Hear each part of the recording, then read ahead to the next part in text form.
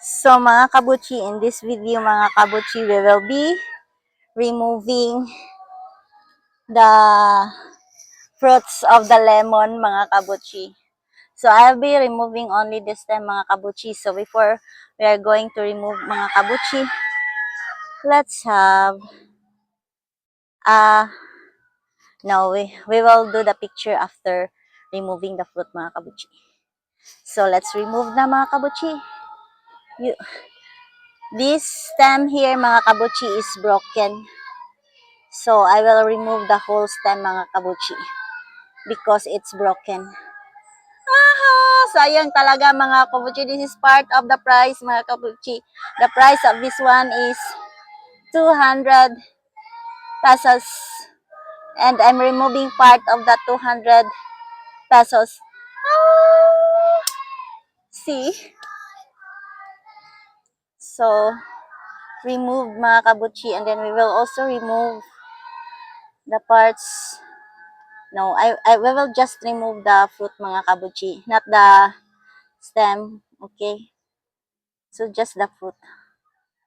So, we will let it have fruits mga kabuchi only once we see them blooming mga kabuchi. So, no fruits until you're not blooming. Okay? And then mga kabuchi, we will go to the other side mga kabuchi. What if I can still plant this one mga kabuchi? Diba? Yung sok na mga kabuchi, no? Then mabuhi siya. Try and try long. Dali lang siya. Doon sa iyang mother. Diba? Try only. Mabuhi din na siya. Diba? And then this one mga kabuchi, my heart will break. Because I really don't want to remove this fruit mga kabuchi. But I have to. It will break my heart mga kabuchi. But then it's okay. That's part of the game. So, let's remove this one mga kabuchi. I want to have a picture. So, this one mga kabuchi. Okay. Is my heart ready? Yes, your heart is ready. Go, twist and very hard. Okay, there's a resistance mga kabuchi.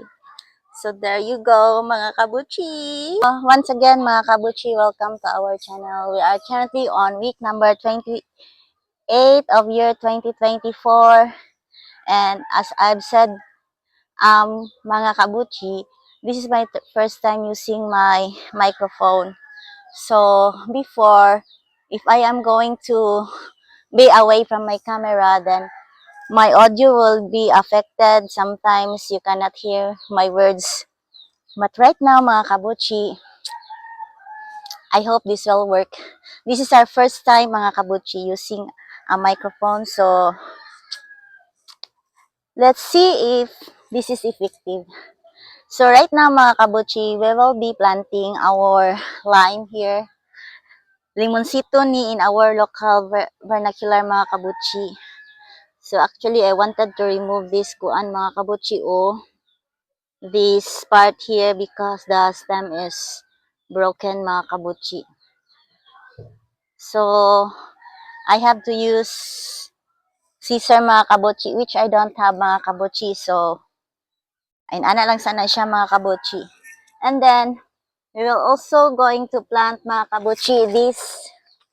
It says American lemon mga kabuchi So na siya fruit mga kabuchi. Let me check na pa.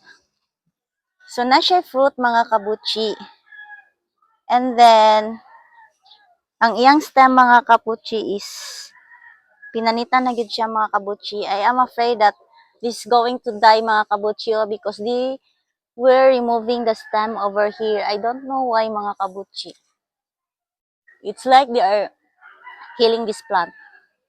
So, what we will do mga kabuchi is we will bury this up to here mga kabuchi, so that the stem hair mga kabuchi will be covered and hopefully the roots will develop mga kabuchi, or the wounds here will cure mga kabuchi. And then we are also going to remove this fruit mga kabuchi, because some YouTubers said that we need to remove this fruit so that the focus of the plant is to survive, because this plant mga kabuchi really needs to concentrate on surviving mga kabuchi. Luoy kayo siya mga kabuchi ang stem. So I think this will die mga kabuchi if we are not careful, or if we are not going to put extra care on this American lemon. So this is the fruit mga kabuchi. I don't want to remove this one, but I need to remove mga kabuchi. So we will use scissors in removing the fruits mga kabuchi. So, and another mga kabuchi is that we are also going to plant the lime mga kabuchi. This one mga kabuchi, the lime. We are going to plant them mga kabuchi. Before, we really wanted to have lime mga kabuchi in our garden, because lime is very useful. Every day, it seems that every day we are using lime in our kitchen mga kabuchi, and then sometimes the lime is very expensive mga kabuchi and very hard to find.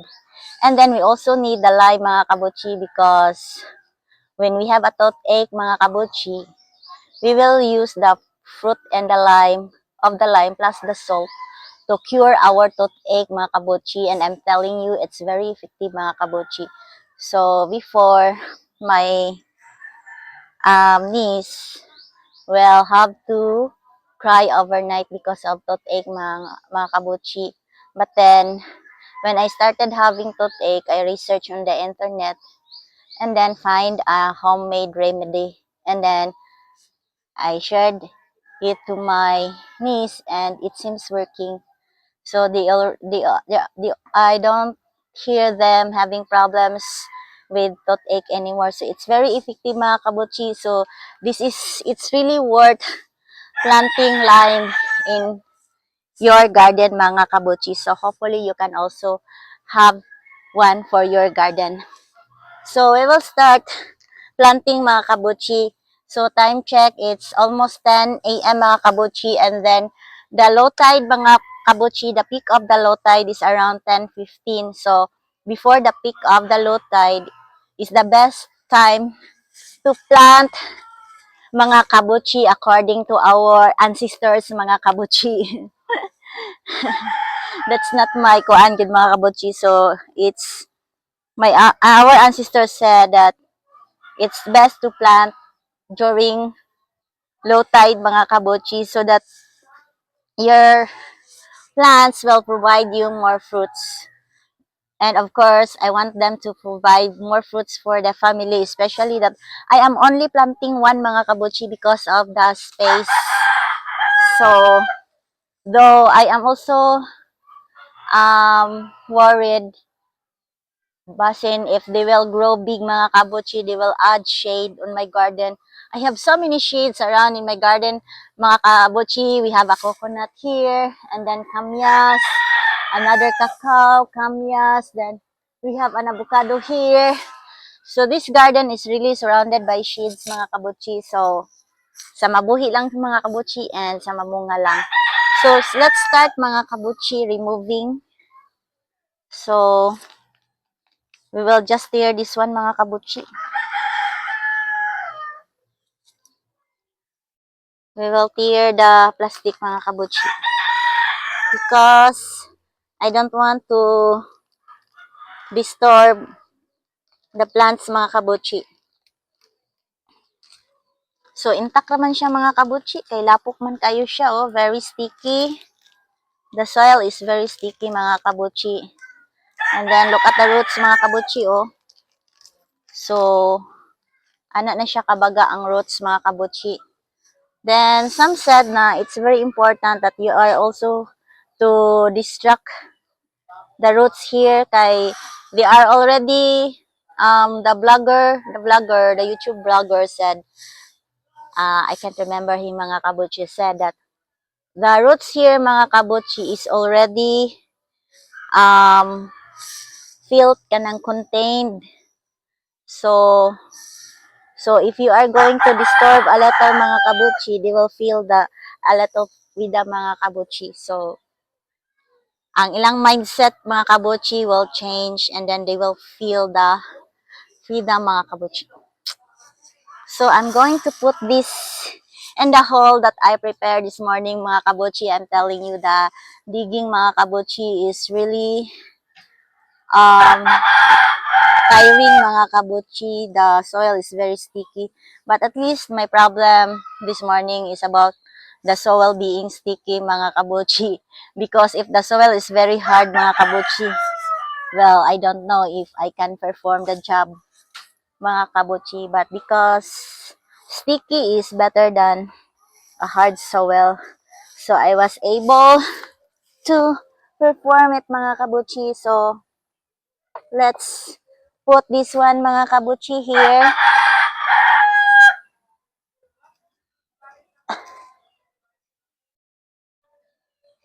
So ana ba ang good positioning mga kabutchi? So ana lang mga kabutchi. And then mga kabutchi, because I wanted this kuan mga kabutchi to have roots mga kabutchi, I planned on covering them with kuan mga kabutchi. Ako i-cover kaning huwad mga kabutchi. So the plan mga kabutchi is to use rice hull instead of soil mga kabutchi, because the soil is very sticky. So I feel that the rice hull can solve the problem mga kabutchi. So I'll just cover them with rice hull mga kabutchi. First, rice hull.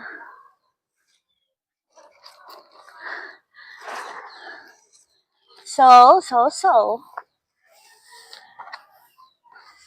let's cover this with rice hull mga kabutchi. And I also believe mga kabutchi that the rice hull will improve the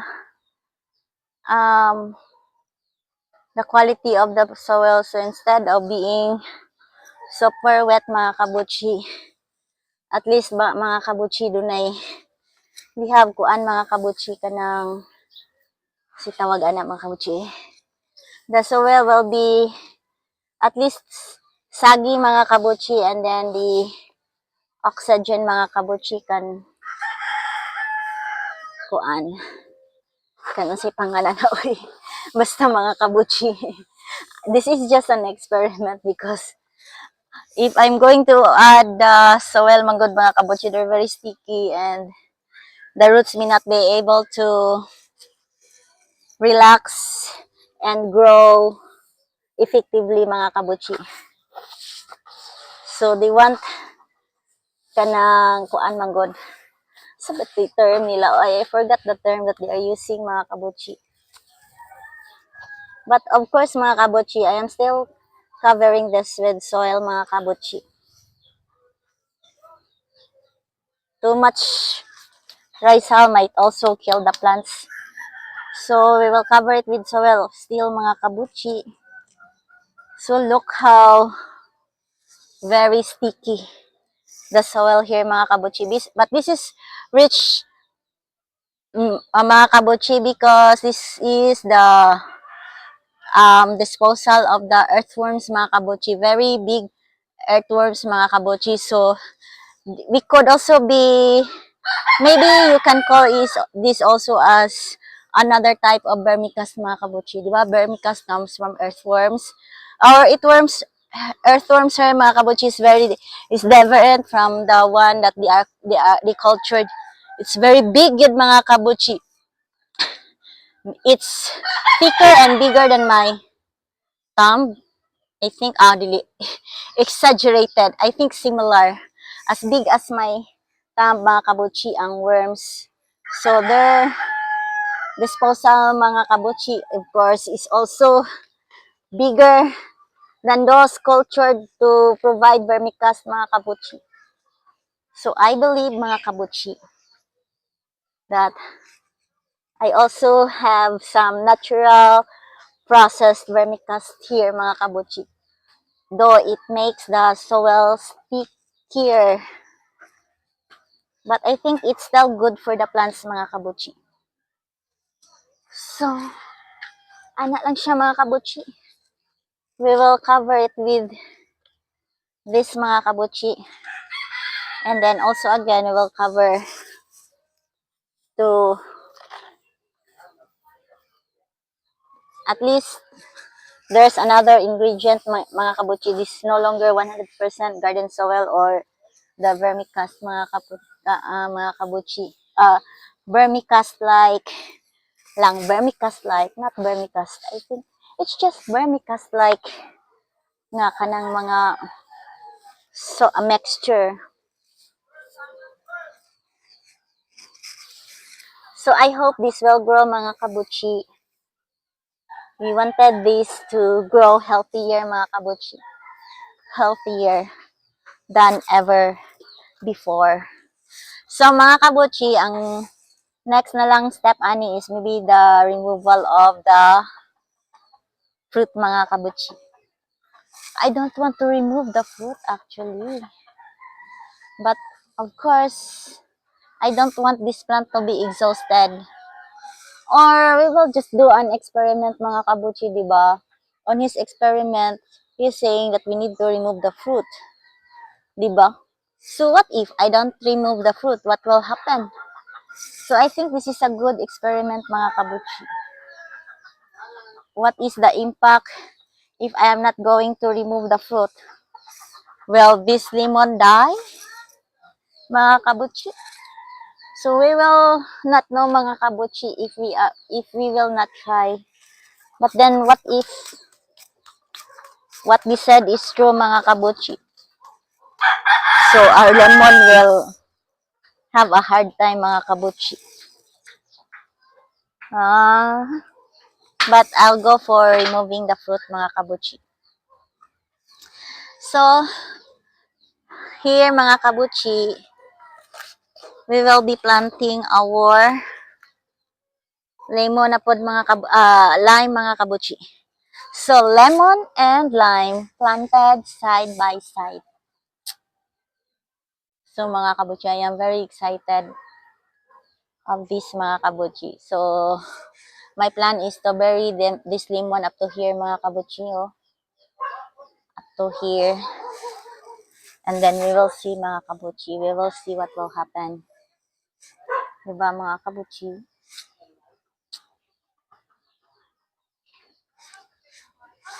Okay.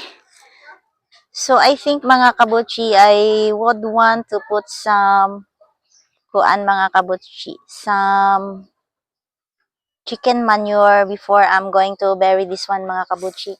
Here, mga kabuchi, I already put some chicken manure before, mga kabuchi, because if you are following my blog, you will know that this is actually for the squash. Though the squash failed to survive here, so the seeds that I planted here did not germinate. So the chicken manure that was put here will now be for the lemon.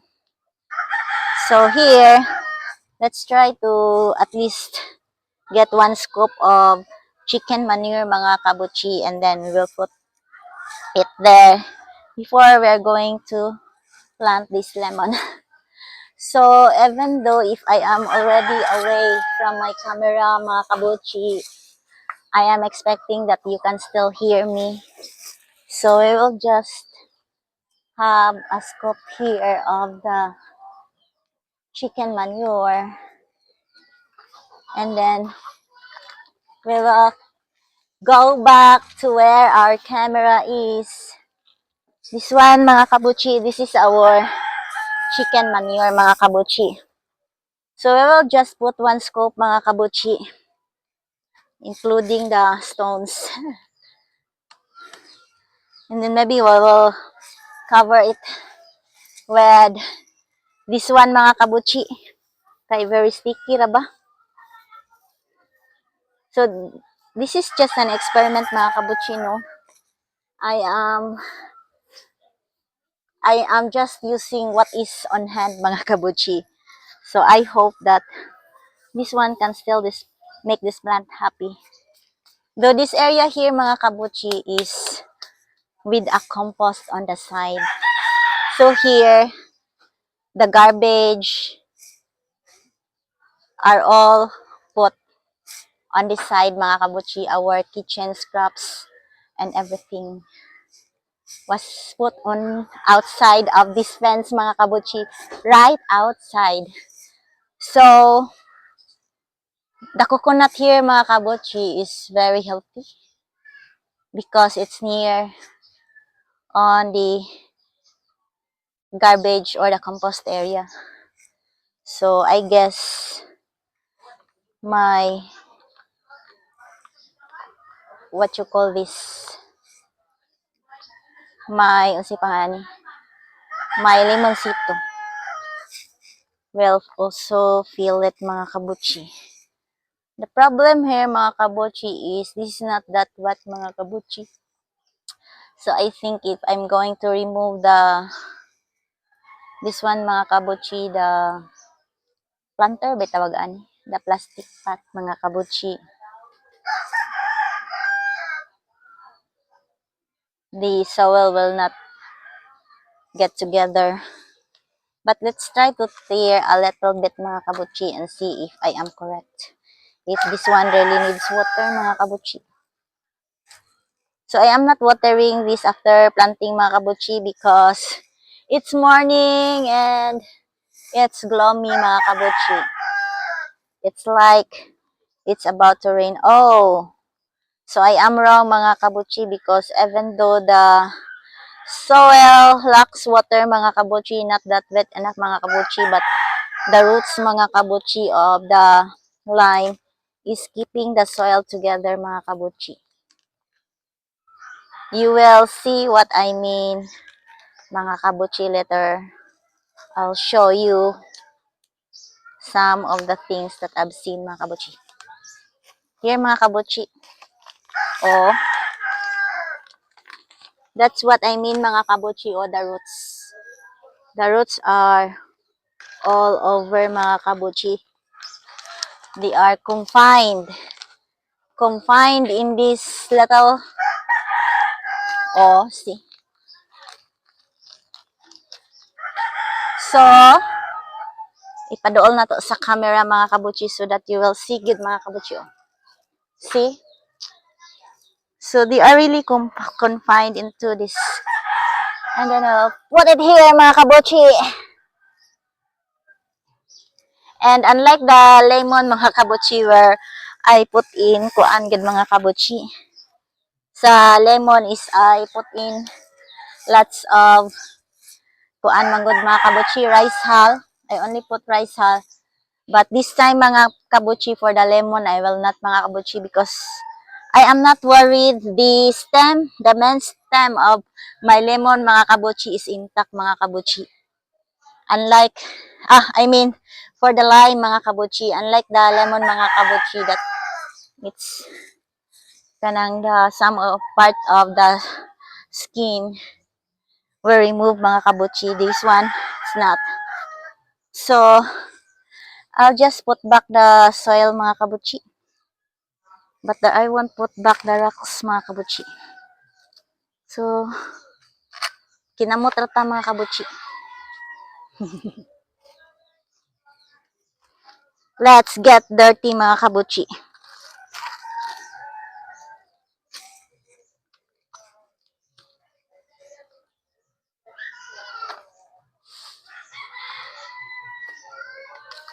So we will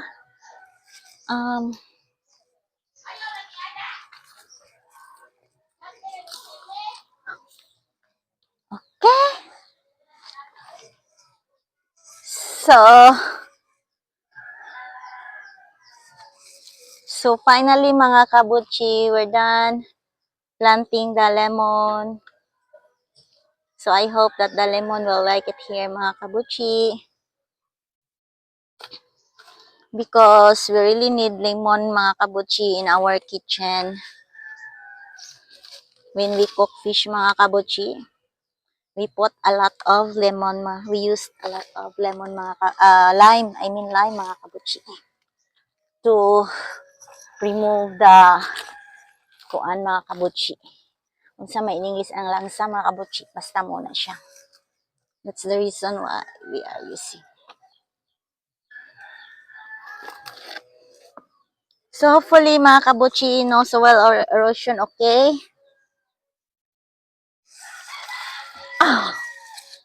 So our plan mga kabuchi is to put pots like this mga kabuchi around this area mga kabuchi to avoid soil, to stop soil erosion mga kabuchi.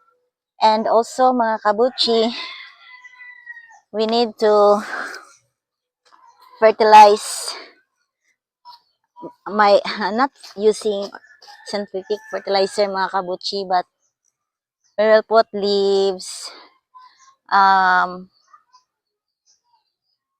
compost around here mga kabuchi. So I need to use this mga kabuchi. Maybe I can next week mga kabuchi, let's work on having pots like this mga kabuchi, and we put, I think we need 2 here mga kabuchi. So just to stop the soil erosion mga kabuchi.